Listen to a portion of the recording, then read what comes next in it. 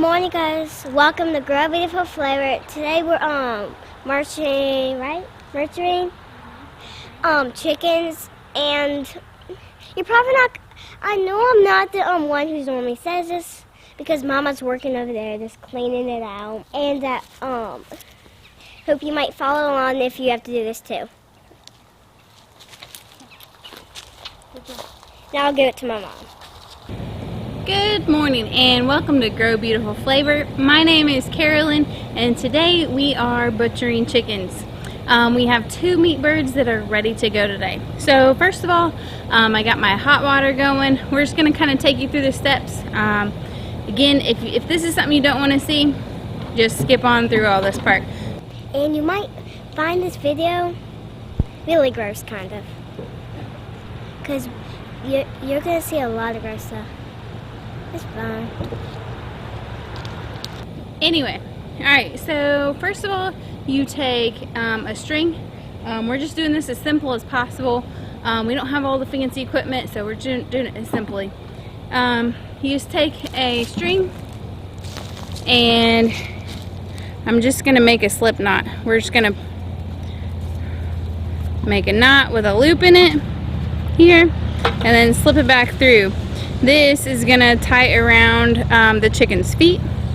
And then on the other side, I'm just going to put this around my arm so I don't get it mixed up. This one on the other side, I'm just going to make a loop on it. Actually, I don't really need all that. I'm going to make a loop so that I can tie it up, because I'm going to hang the chicken up. Alright. Alright, there we go. I'm going to go grab our chickens. I'm going to go get the chicken.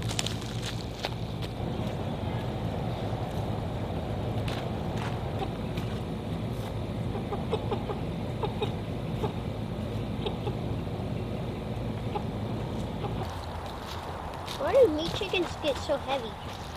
I know, guys, that I didn't be able to get the chickens because they're too heavy. You know that some meat birds get really, really heavy.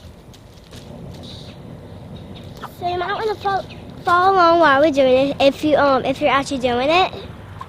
So that way you know how to do it. And then if you ever forgot, you can just push back.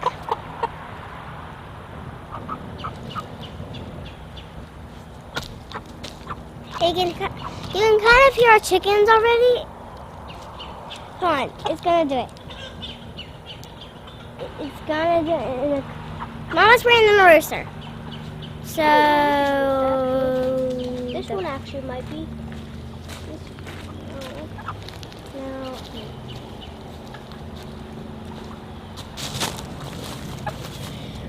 Okay, we got the chickens and we're ready to go.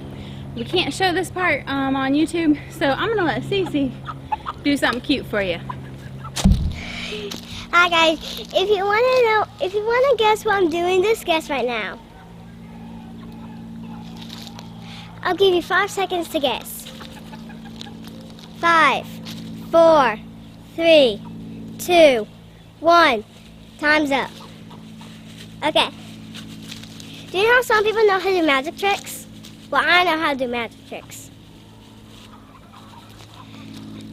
So do you see this? That seems impossible, right? I'll give you the hint. In the slow motion, that's what I did.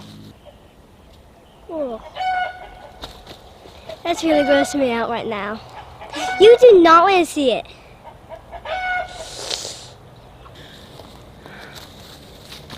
Okay, now they are no longer living, and we will go ahead and get them. Once our water starts boiling, we will go ahead and we're going to dunk them in a hot water bath, and it just lets the feathers just come off real easy. So makes the job of plucking them not too difficult, along with I got a little helper over here. So let's get going.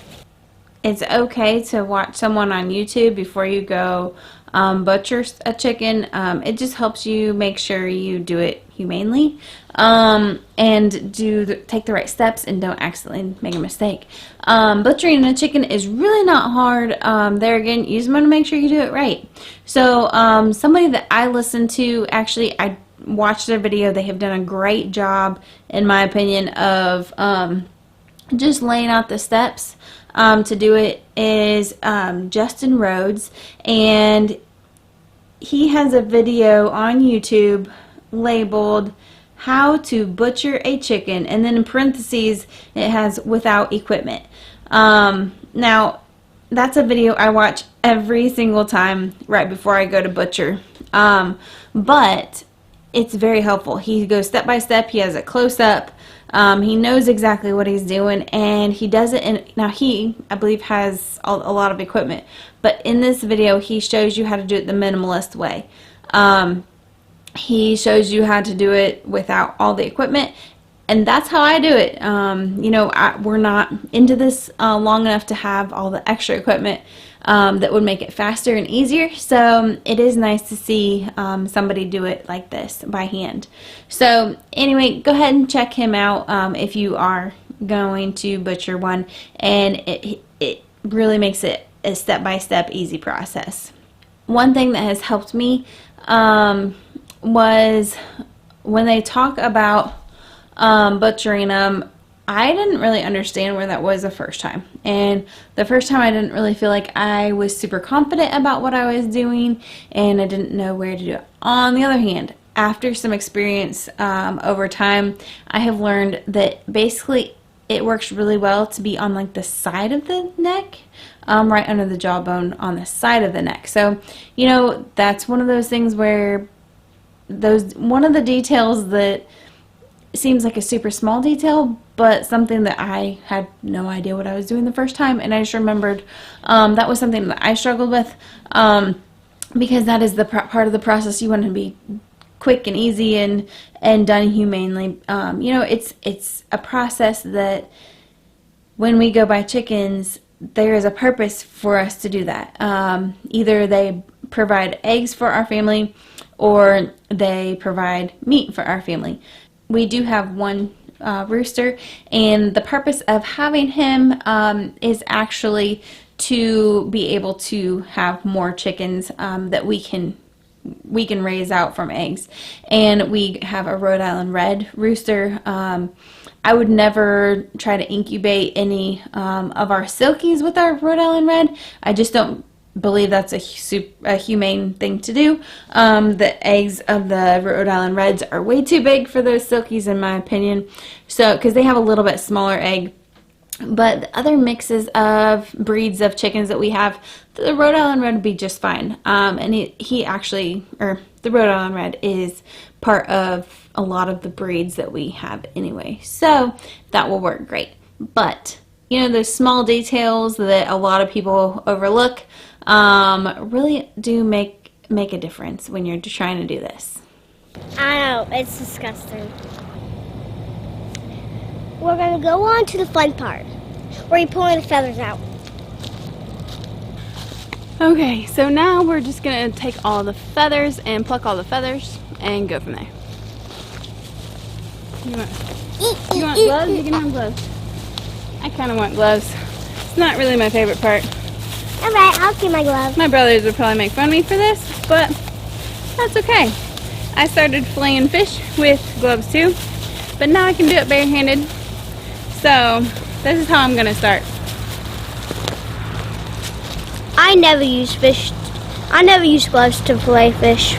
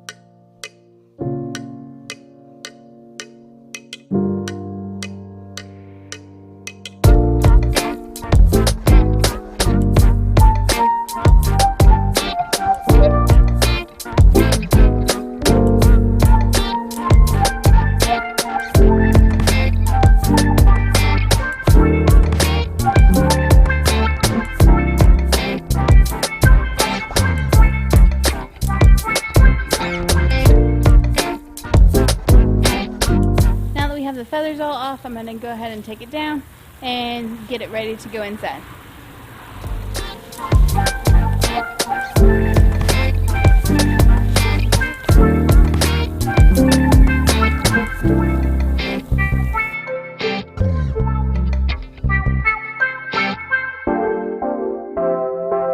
Okay, so I got the head off, and then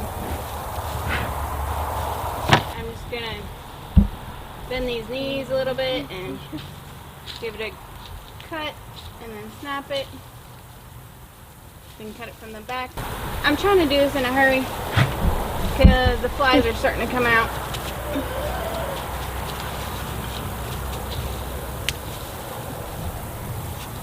Just bend it back. You can see where to cut, and then you cut from the back side. So now we're just going to take it with the leg side towards us. We're just going to grab this right above the vent and just just slit it a little bit. You don't ever poke, because then you're going to get it into something you don't want to. Well, my hands keep slipping, but just grab it and slice it, and just until you can see through. I noticed as I was filming, I didn't explain exactly what I was doing. What you do is you make a slit right above the vent, and then the vent is where they go to the bathroom and where they lay their eggs. What you do is make a slit right above that, and then just big enough to kind of get your hand in, and you break all the membrane tissue stuff on like the top. You'll see like all the inside, like the guts and like the intestines and the heart and the liver and all that. You'll basically just take, it's all in one big glob, and you'll stick your hand, put it inside, break all the tissue on the top of it, and then roll your hand down to the bottom, and it will just break all that tissue. You'll be able to just pull it right out then, and I just put it right into the 5-gallon bucket that I have sitting underneath me, and to discard. I typically don't keep any of that. On our second chicken, I did keep some of the liver. Simon had asked me if we could keep some of it for fishing, so I did keep a little bit of it the second time. Okay, I'm just cutting around where the intestine was to leave it nice and clean. Oh, I'm about to drop that. Can you hold the other side of that real quick?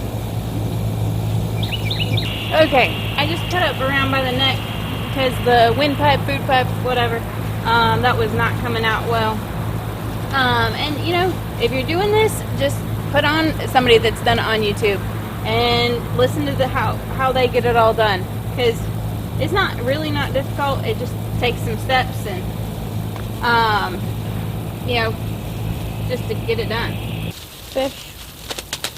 Okay, this is pretty much ready to go, pretty clean. We're just gonna take it inside, clean up just a little bit more. It's starting to get dark, so we're just gonna make sure it's all clean, ready to go in the freezer.